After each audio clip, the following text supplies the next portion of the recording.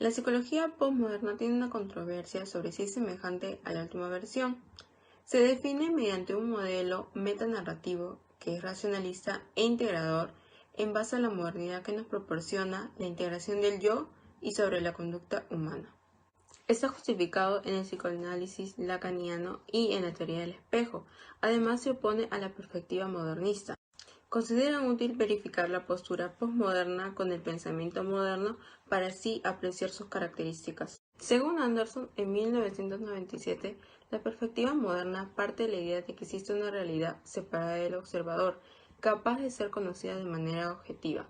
El conocimiento es ser visto como un espejo de la realidad y la función del lenguaje es ser representar al mundo tal cual es. Los terapeutas postmodernos también son conocidos como terapeutas constructivos, que son los que creen en una realidad construida socialmente, buscan y amplifican las habilidades, fortalezas, recursos y evitan ser detectives. También están orientados hacia el futuro y son optimistas respecto a los cambios. En características se presentan que analizan la psique humana mediante el enfoque sistemático y analítico. Previene la simplificación excesiva. Está fundamentado y maneja una metodología de una perspectiva contraria. La terapia colaborativa, como la narrativa y la centrada en soluciones, surgieron originalmente de la terapia familiar. Cada uno de estos modelos se ha ido desarrollando y en la actualidad se utilizan para los trabajos en familia, parejas e individuos de diferentes tipos de edades, que se enfrentan a todo tipo de dificultades. El lenguaje es el eje central de esta terapia. Eso nos quiere decir que es el medio por el cual se da significado a nuestro entorno. Las terapias postmodernas, o también llamadas terapias constructivas, se dividen en tres: la terapia colaborativa, la terapia narrativa y la terapia centrada en soluciones. Algunas técnicas son el conocido reforzamiento, que es una estructura de aprendizaje que dispone una serie de reforzamientos, ya sean negativos o positivos, y esta técnica se basa en la capacidad para modificar, sustentar o establecer las conductas. Siguiente tenemos el entrenamiento en atribuciones causales, que trabaja en la forma que se incorporan los éxitos y fracasos de las personas, que buscan que el individuo sea consciente de la circunstancia en la que está atravesando. Por último tenemos al humor, que reduce el estrés, está enfocado en la disposición del individuo para establecer sus fuentes de emociones positivas, disminuyendo los problemas que le están ocasionando. Todas estas técnicas sirven para conseguir el bienestar humano de la persona. Terapia centrada en soluciones. Es un modelo terapéutico que se centra primordialmente en reutilizar de manera más adecuada las propias soluciones que han llevado a cabo los pacientes para tratar de resolver su problema. Como todas las terapias postmodernas, la terapia centrada en soluciones entiende las dificultades de los clientes como construidas en el lenguaje. Esto no quiere decir que solo se trate de lenguaje, sin implicar la acción. Una parte del supuesto de que los problemas de los clientes tienen que ver con sus conductas generadas a partir de su visión del mundo. Sus premisas teóricas y planteamientos técnicos están muy influidos por el trabajo terapéutico de Milton Erickson y por el enfoque clínico. Este enfoque fue desarrollado en Estados Unidos en la década de 1980 por el matrimonio formado por Stig D. Chaser y Inso Kim Berg, junto con su equipo en el Centro Familiar Breve. Características: actitud positiva y cordial. El terapeuta tratará al paciente como un experto capaz de encontrar sus propias soluciones. 2. Se buscan excepciones. Se buscan momentos pasados en donde el cliente ha resuelto el problema. Si no existe, entonces se busca que el cliente piense en otras estrategias para resolverlo. 3. Amplificación de las excepciones. Una vez que encontramos una excepción, se busca que la persona comience a hacerlo. Es decir, se le motiva a hacer más eso que le ha funcionado antes. 4. Se evitan las etiquetas. Si el cliente trae consigo una etiqueta, como trastorno o depresión, el terapeuta usualmente las cuestionará, o las cambiará por otras menos graves como tristeza o problemas. 5. Preguntas en vez de directrices o interpretaciones. El terapeuta centrado en soluciones rara vez dará una orden o desafiará al cliente. Tampoco suele hacer interpretaciones. En vez de eso, preguntará al cliente por la suya, manteniendo la postura de que el cliente es el experto. 6. Preguntas centradas en el futuro. La terapia centrada en soluciones solo se centra en el pasado cuando busca preguntar por una excepción. De ahí en fuera, o en adelante generalmente se centrará en el futuro ideal del cliente y en cómo poder llegar a él. Es decir, se centra más en las soluciones que en los problemas. Bueno, ahora daré un pequeño concepto de la terapia breve centrada en soluciones. Es una forma de terapia que se enfoca en las soluciones en vez de en los problemas. Los terapeutas ayudan a sus pacientes a identificar lo que les está molestando. Por ejemplo, un niño podría decir, tengo dificultad para hacer amigos, me siento muy inseguro y siento que me van a rechazar. Luego él y su terapeuta trabajan juntos para establecer una meta que podría ser, yo quiero tener un grupo de amigos con quien divertirme. El consejero lo ayuda a identificar una serie de pasos que puedan hacer para que esa meta se vuelva una realidad. Un paso en este caso sería, me voy a presentar a 3 personas esta semana. Voy a saludar a mis vecinos todos los días, para de esa manera ir ganando más confianza. Ahora, ¿en qué se diferencia la terapia breve centrada en soluciones de la terapia tradicional? En la terapia tradicional, los pacientes por lo general exploran el pasado para poder entender mejor sus problemas actuales. La terapia breve centrada en soluciones se enfoca en el presente ayudándolos a que propongan soluciones para mejorar su vida en el futuro. Las investigaciones muestran que la terapia breve centrada en soluciones se pueden obtener resultados positivos en un promedio de 3 a 5 sesiones, debido a que la terapia breve centrada en soluciones es una terapia orientada hacia una meta y es a corto plazo. En cambio, la terapia tradicional es a largo plazo y puede durar meses o años. ¿Cuáles son los beneficios de la terapia breve centrada en soluciones? Como su mismo nombre lo dice, trabaja activamente hacia las soluciones de manera rápida. Ayuda a los pacientes a identificar lo que hacen bien y luego los anima a usar sus fortalezas para alcanzar sus metas. ¿Qué chicos de qué edad se benefician más con la terapia breve centrada en soluciones? La terapia breve centrada en soluciones podría ser beneficiosa para niños y los adolescentes, con depresión, ansiedad y dificultades relacionadas con la autoestima. Algunas investigaciones muestran que la terapia breve centrada en soluciones ha ayudado a los niños a mejorar sus conductas en el salón de clases, pero podría ser más eficaz en niños mayores y adolescentes. Esto se debe a que los niños mayores podrían estar más dispuestos y ser más capaces de trabajar con un terapeuta y establecer metas. Los niños con desafíos emocionales severos o complicados podrían necesitar el apoyo constante de una terapia a largo plazo. La terapia narrativa. La terapia narrativa fue creada por Michelle White y David Exo en el año 1990. Esta terapia está interesada en descubrir, reconocer y llevar parte de las ideas, creencias o prácticas de la cultura en que vive la persona y que sirven para asistir al problema en su historia. De esta manera es más fácil cuestionarlas y desafiarlas. La terapia narrativa es un tipo de terapia donde se supone que el cliente y no el terapeuta es un experto en su historia de vida y busca desarrollar un espacio terapéutico específico donde la historia ayude a comprender la historia personal del cliente y conocer los dominios de la historia del paciente. Práctica o tipo de conversaciones en la terapia narrativa. Conversaciones, como primer punto tenemos las conversaciones exteriorizadas. El cliente habla de los problemas como algo separado de sí mismo, algo externo que está afectando en su vida diaria. De esta manera el cliente visualiza su problema desde la otra perspectiva y le ayudará a sentirse menos culpable. Como segundo punto tenemos descubrir acontecimientos excepcionales. Esto se basa en que en su narrativa la persona refiere las situaciones en las que no se dio el problema. Los acontecimientos excepcionales sirven como base para ir construyendo una nueva historia o muchas historias más alternativas. Tercer punto tenemos engrosar la trama. Tiene que ver con las excepciones. Una vez que la persona encuentre la excepción de su problema, en base de ella se argumenta la alternativa de nuevas conductas, nuevas historias.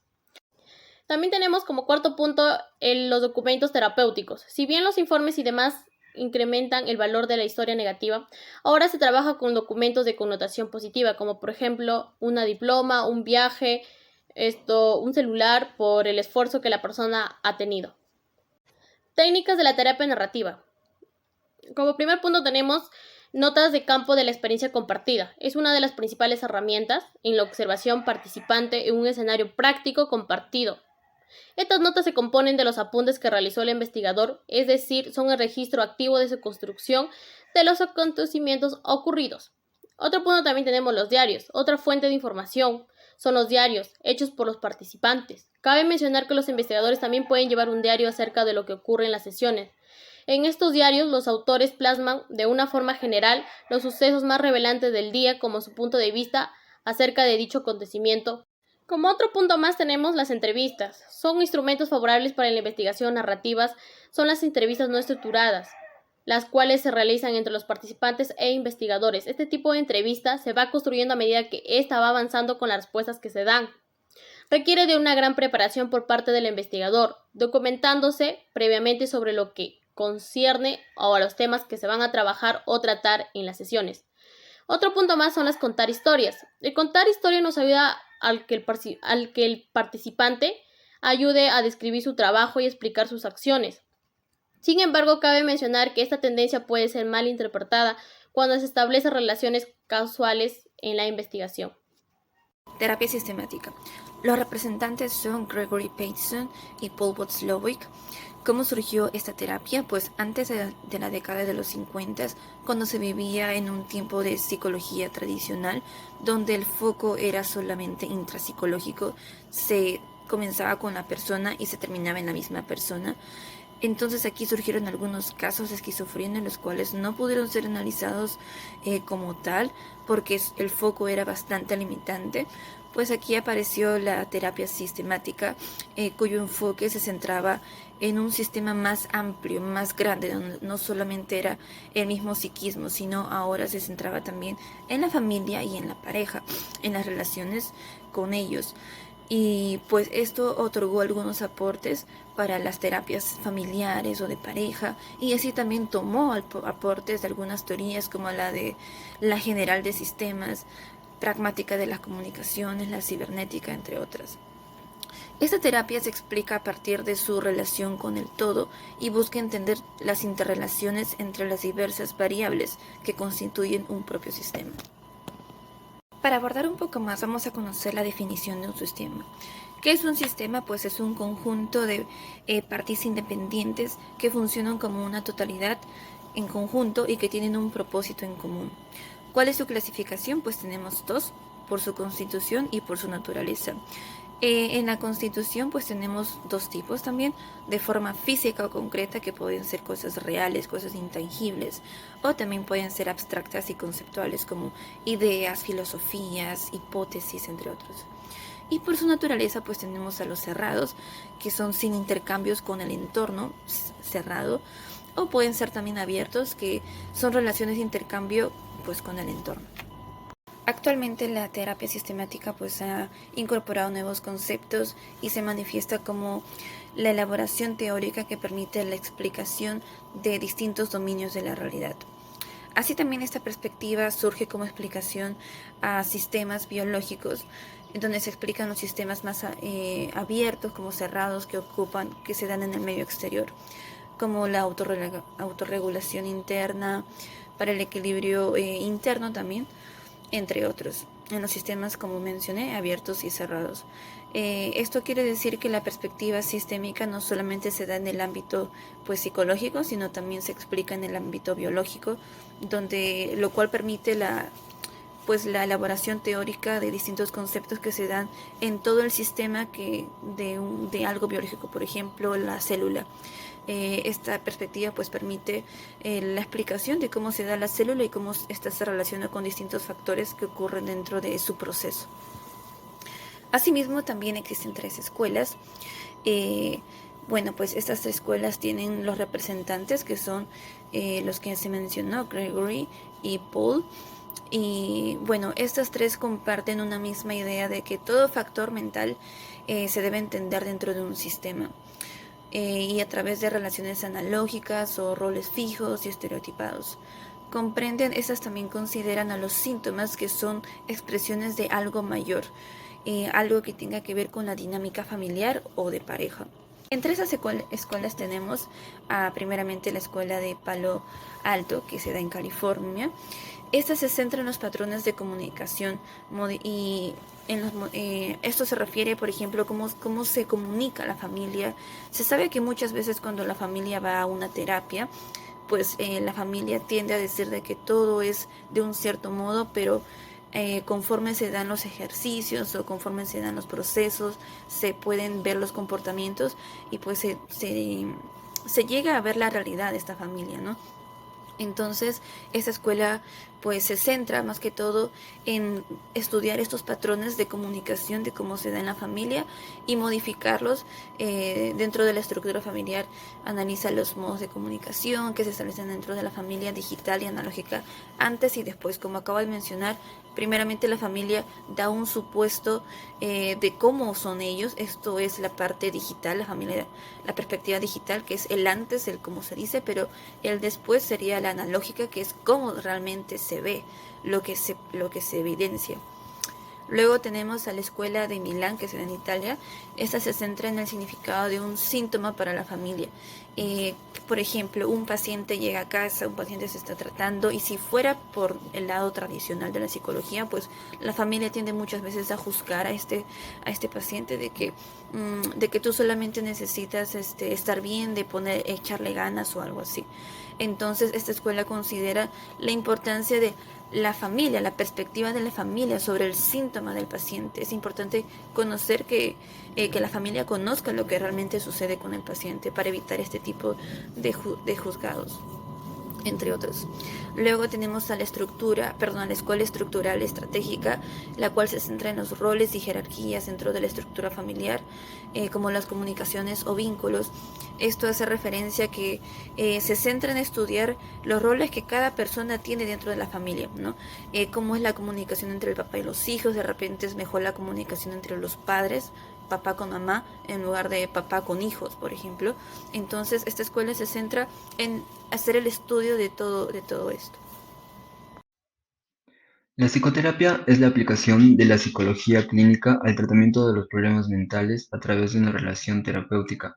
En general, el término psicoterapia se ha aplicado más en el ámbito de la orientación dinámica, psicoanálisis, terapia humanista, mientras que psicología clínica la han aplicado los psicólogos cognitivo-conductuales a su labor terapéutica.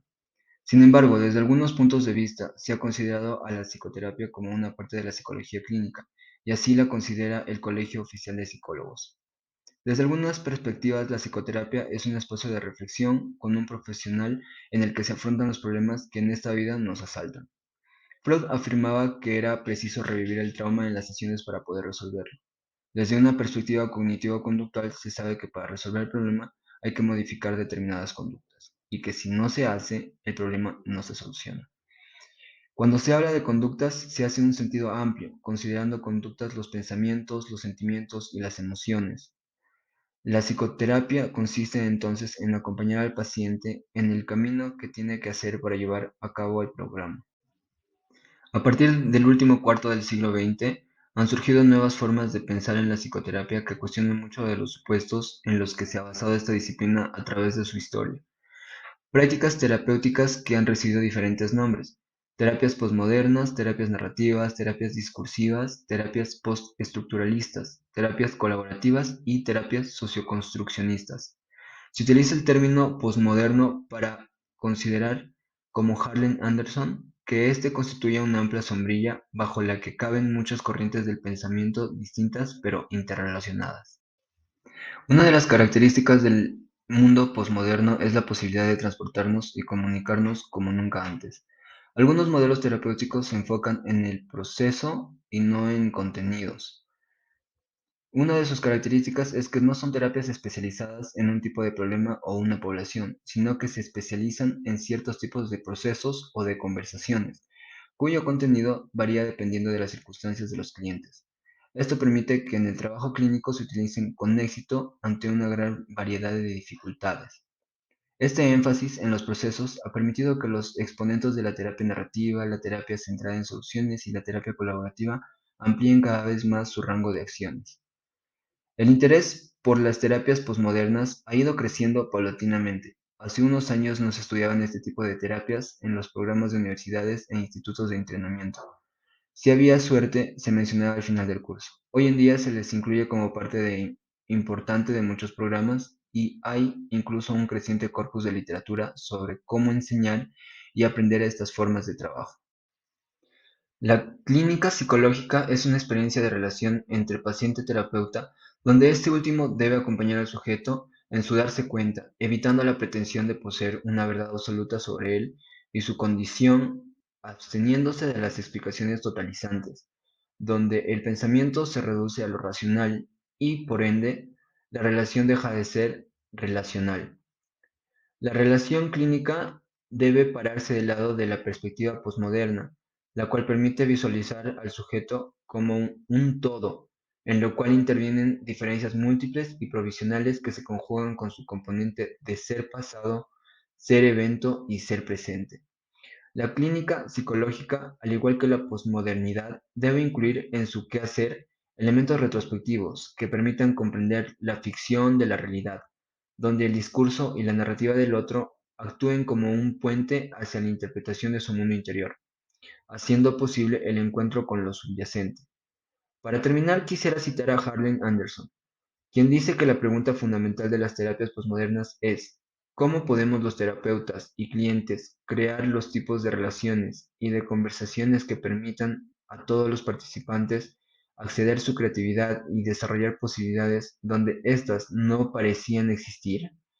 La pregunta contiene los elementos fundamentales de este tipo de trabajo: relaciones, conversaciones, creatividad y desarrollo de posibilidades. Para mí, esto sintetiza lo que son las terapias posmodernas.